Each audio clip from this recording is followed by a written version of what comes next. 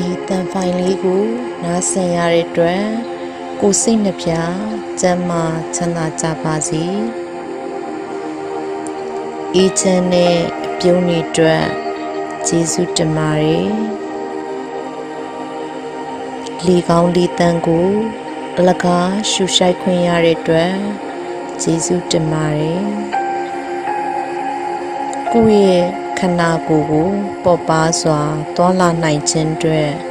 ကျေးဇူးတင်ပါတယ်